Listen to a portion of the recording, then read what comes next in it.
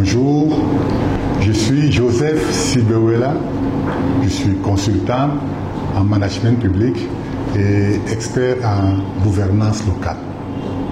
Je justifie d'une quarantaine d'années d'expérience dans ce domaine.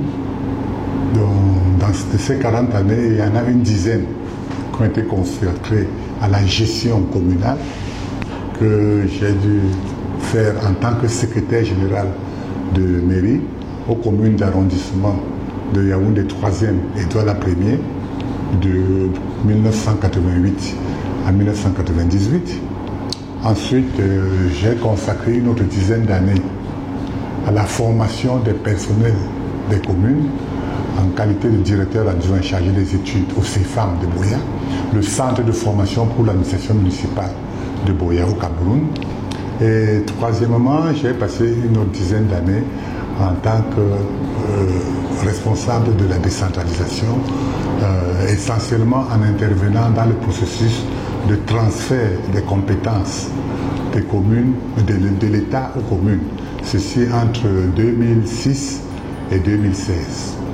Après ces 30 années passées dans l'administration camerounaise, je me suis investi dans la consultation internationale, notamment comme coordonnateur du programme d'appui à la décentralisation de la GIZ au Togo, le PRODEC, dans ses phases 1 et 2, et plus récemment encore comme expert état civil au ProCivis, le programme de la coopération Cameroun-Union européenne à Yaoundé de 2018 à 2021, de 2018 à 2022.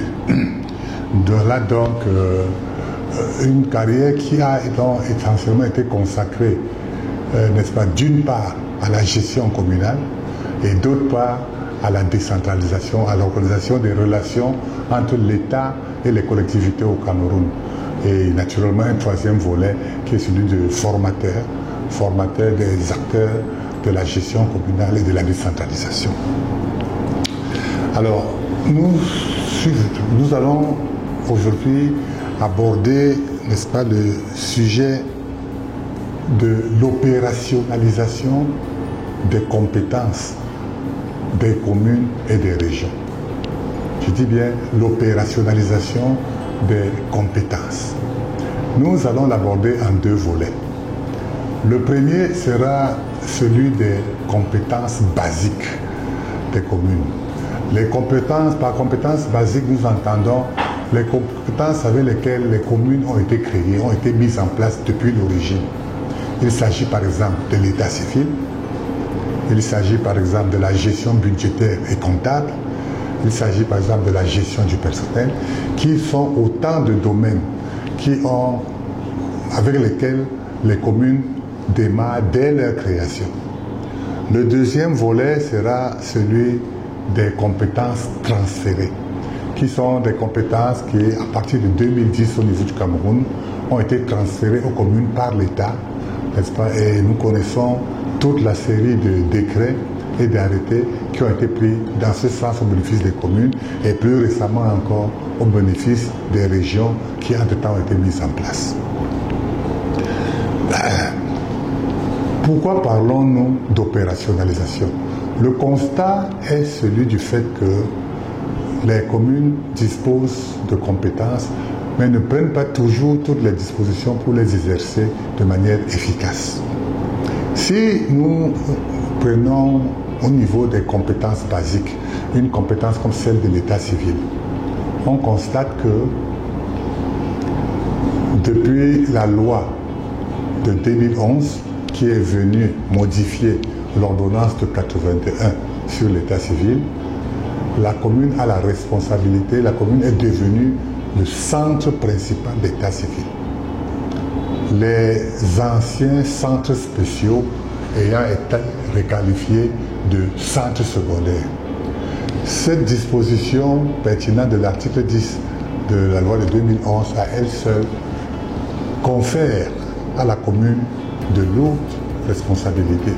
Cela suppose que la commune prenne des dispositions pour assurer la coordination n'est-ce pas, du fonctionnement des différents centres d'état civil, des différents centres d'état civil de son territoire, sans que pour autant elle n'empiète sur l'autonomie qui est garantie à chaque centre d'état civil.